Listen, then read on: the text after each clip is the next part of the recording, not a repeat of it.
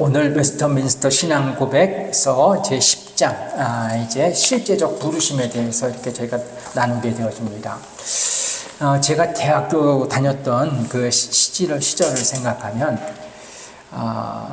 제가 이제 사회학을 공부했는데 이 사회학과 안에도 이제 기독교 이제 신앙을 가진 이제 그런 분들이 있었습니다. 이제 제가 이제 그 기독교 그 모임에는 제가 이제 참여는 이제 하지는 않았고, 거기는 그냥 거기 참여하는 친구들하고 좀 지냈고, 저는 이제 학교에서 이제 기독교와 관련된 부분은 교목실에서, 제가 다니던 대학이 기독교 대학이었기 때문에 교목실에서 성경 공부반을 운영하면서 이제 거기가 조금 모임이 활성화되는 부분이 있었기 때문에 저는 이제 거기에 이렇게 주로 참석했습니다.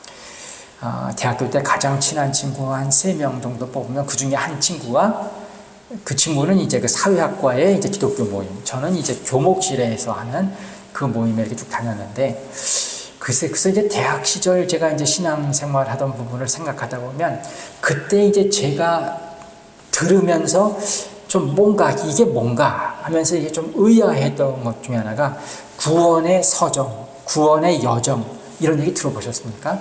그 얘기를 그때 들었는데, 그 얘기를 듣고서는 그 이야기가 잘 뭔지 다가오지 않아서 제가 조금 한동안 좀 이제 어려워했던 이제 그런 기억이 있습니다. 구원의 여정, 구원의 서정. 그러니까 하나님께서 구원을 이루시는데, 지금 보니까 별게 아닌데요. 하나님께서 우리의 구원을 이루어 가시는데 그것이 어떤 순서에 따라서 되어지느냐, 이제 그 부분에 대한 얘기인데요. 이제 그때는 그 서정, 여정, 이 말도 좀 그렇고 굉장히 낯선데, 근데 이제 성경 공부에 뭐 들어갔던 아이들은 그건 막 얘기하는 걸 들으면서 조금 그때 좀 그 어려워했던 기억이 있는데, 오늘부터 저희가 다루는 내용이 이제 구원의 여정과 관련된 내용입니다.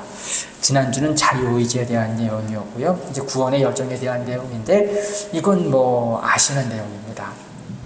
하나님의 부르심으로부터 시작해서, 그 이전에 이제 하나님의 예지 예정부터 시작해서 부르심, 이렇게 쭉 나아가는 것인데요. 오늘 이제 그 중에 이제 부르심에 대한 내용입니다. 웨스터민스터 신앙 고백서 안에 부르심과 관련돼서 4가지 항목이 들어가는데요.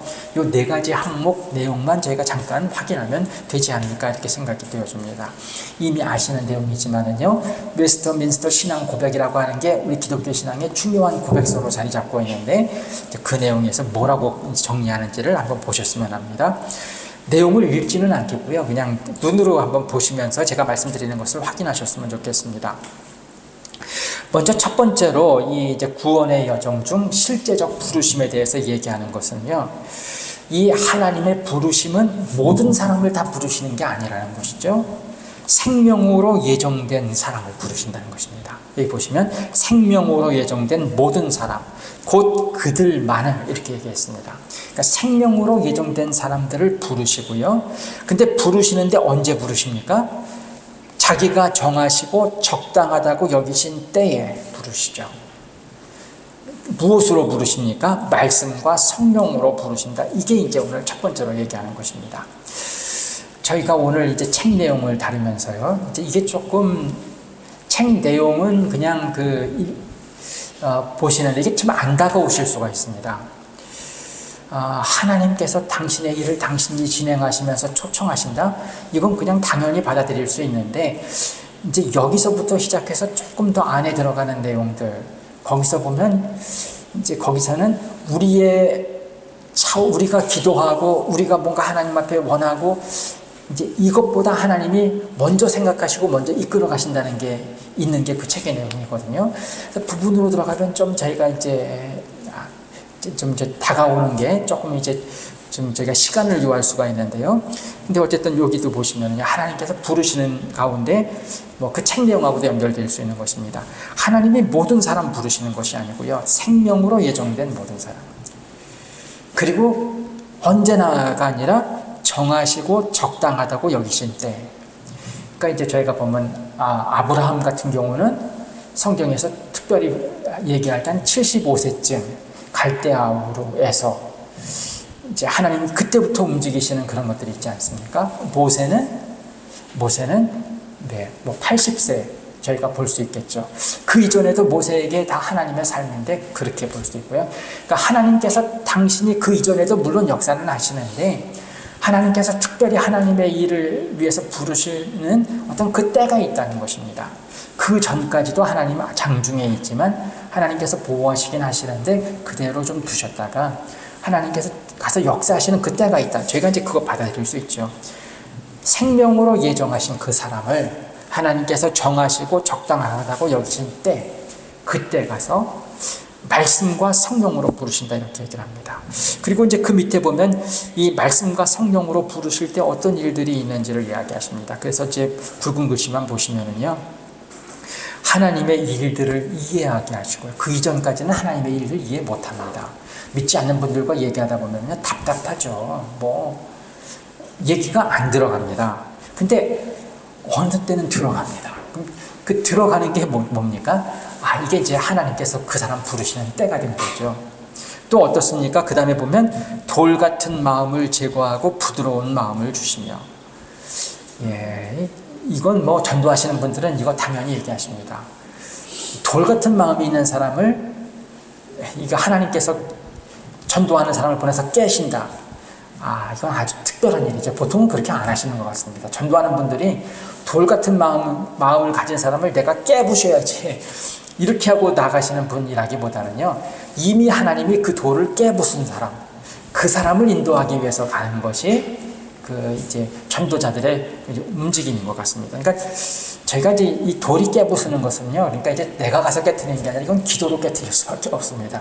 하나님, 그의 삶에 그 돌덩이 같은 거, 그 잘난 척하고 그 예수님에 대한 얘기하면 그 다 튕겨버리는 그것, 하나님께서 깨주십시오. 그래서 그거는 하나님께서 그 삶에서 깨셔야 됩니다. 그리고 이제 하나님이 깨신 다음에 가서 전해라라고 하면 그때 가서 이제 저희가 역할을 하는 것이죠. 그러니까 돌 같은 마음 제거하고 부드러운 마음을 주시고요. 그 다음에 또 선을 원하게 하시고, 그 다음에 보면 의지도 새롭게 하신다. 이게 그냥 일어나는 게 아니지 않습니까? 저희가 그냥 그 믿지 않는 분들하고 조금 대하다 보면, 그리고 이제 그런 분하고 시간 지내고 나시면, 근데 전도하려는 마음으로 들어가셨던 분들은요, 1시간, 2시간 얘기하고 나오시면 나중에 오시면 아마 녹초가 되실 겁니다.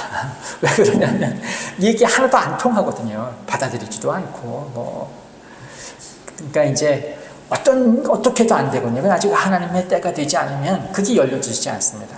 근데 이제 그러던 사람이 어느 때인가 이게 이제 궁금해하고, 그 다음에 부드러워지고, 이제 이런 것들이 있는데, 이제 하나님께서 하시는 것이랍니다. 그래서 이제 오늘 보면 하나님께서 부르신다는 거죠.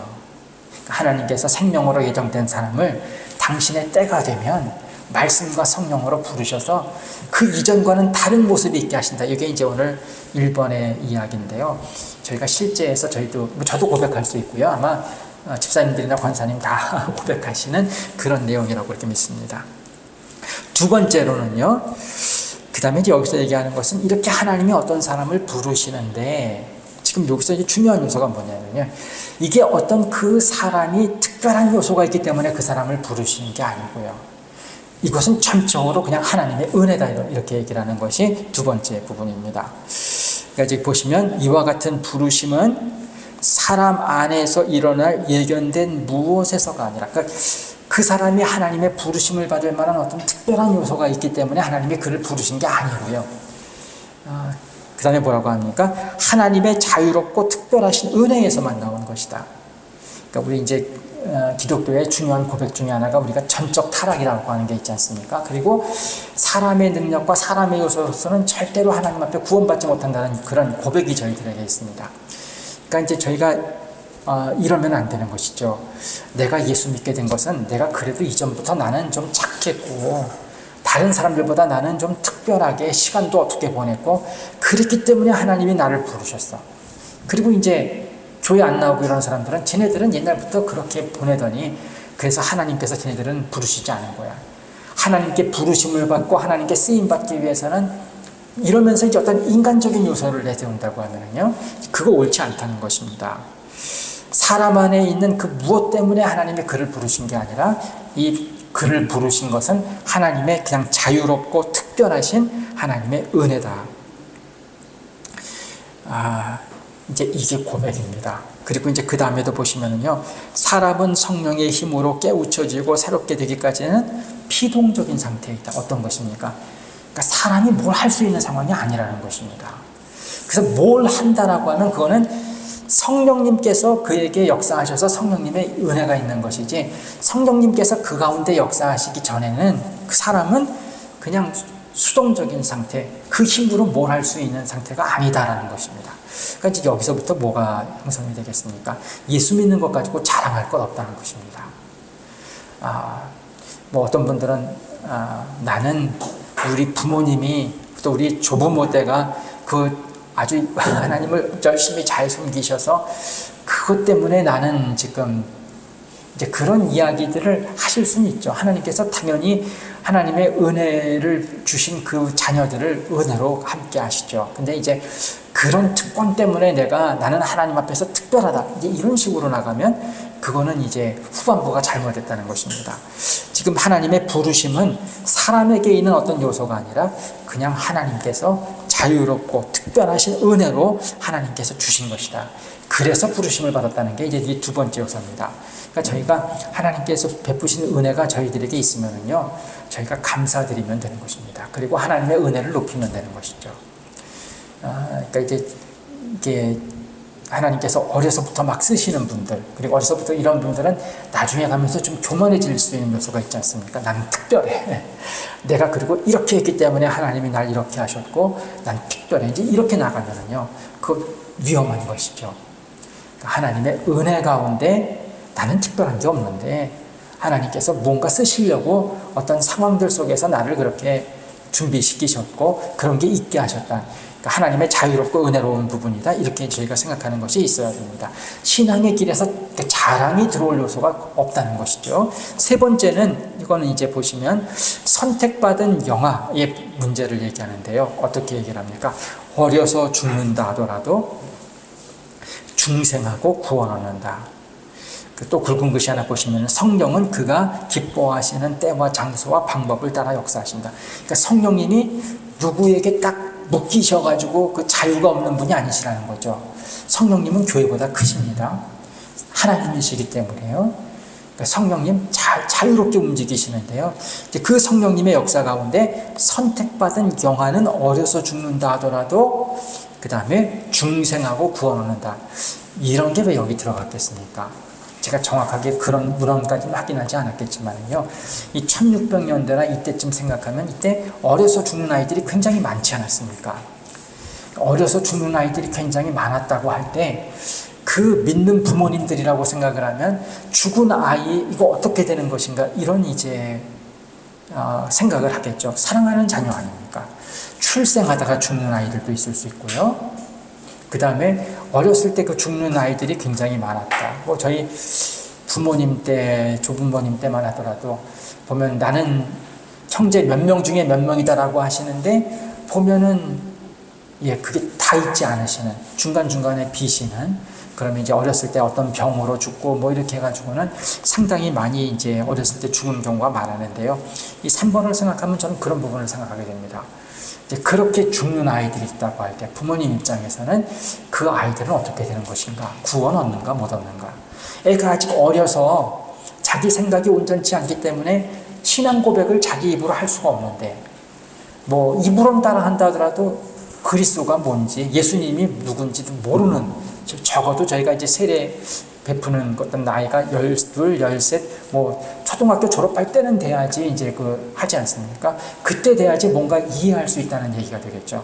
그 전에 죽었다고 하면 얘네들은 뭐가 없는데 어떻게 된 거냐, 이제 이런 이제 의문을 가질 수 있는데요. 지금 주시는 말씀은 그렇게 죽은 아이들도 구원 얻는다. 이제 이런 말씀을, 이런 것이 이제 들어가 있습니다. 아마 이게 그 믿는 성도들의 가정에는 굉장히 큰 위안이 되어지지 않을까. 특별히 이제 어머니 아버지들이 자녀들을 일찍 잃었다고 할 때 그 아이들도 이제 구원 얻는다. 이런 것들이 지금 이제 들어가 있습니다.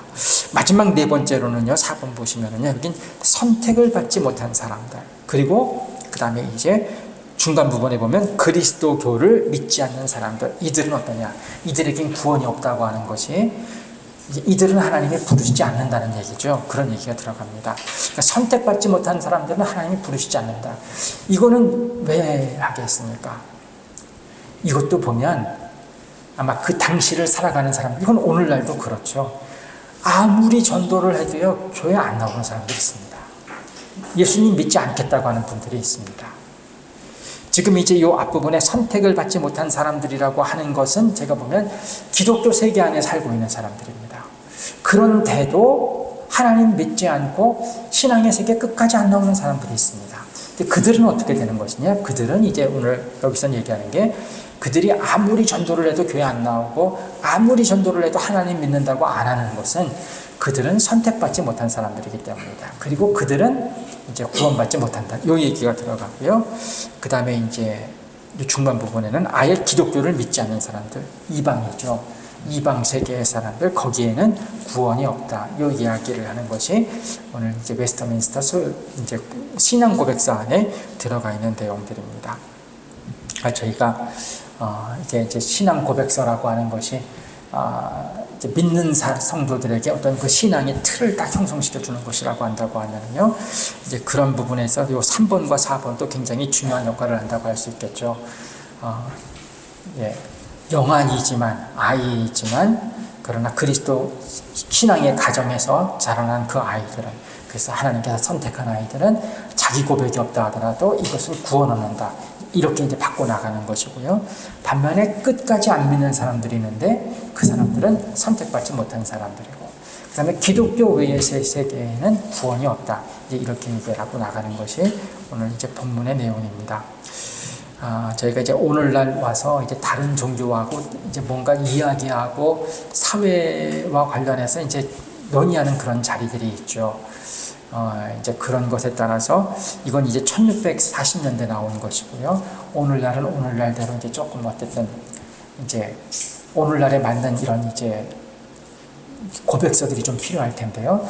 가톨릭은 조금, 가톨릭은 종교 간의 대화 부분에 있어서 우리 개혁교회보다는 조금 더 이렇게 좀 여는 것 같습니다. 그리고 이제 우리 이제 개혁교회는 이제 이런 부분에서 조금 더 엄격한 것 같죠. 저희가 다른 종교하고 대화하는 데 있어서 어떤 일부분의 대화 외에는 거의 저희가 이제 종교적인 어떤 그런 부분은 저희 엄한데요. 가톨릭도 일정 부분은 엄하지만 가톨릭은 조금 더 우리보다 열리는 이제 그런 부분들이 있다고 하는 것을 저희가 생각할 수 있습니다. 이 3번과 4번은 그 당시 사회를 생각하면서 한번 보시고요. 오늘날의 사회 속에서는 이 부분이 이제 또 어떻게 기준은 유지되면서도 조금 다를 수 있다고 하는 것을 생각하셨으면 합니다. 그리고 1번과 2번은 뭐 그대로 오늘날도 통용되는 것이죠. 하나님께서 부르신 그 부르심이라고 하는 것이 어떻다, 이제 이것을 생각하면서 나아가시는 일이 있으셨으면 합니다. 저희는 이제 이렇게 하나님께서 믿는 것으로 부르신 정도가 아니죠. 신앙의 시간을 오래 이제 있게 하셔서 항존직 분을 받게 하시고, 뭐 저 같은 경우는 교육자로 부르셨습니다. 하나님이 부르셨으면 부르신 것은 쓰기 위해서 부르신 것인데요. 어디에 쓰시려고 하시는지 이 부분에 더 집중하면서 나아가시고 기대하시는 일에 더 잘 쓰임 받으시는 모든 성도님들 되셨으면 합니다. 기도드리겠습니다.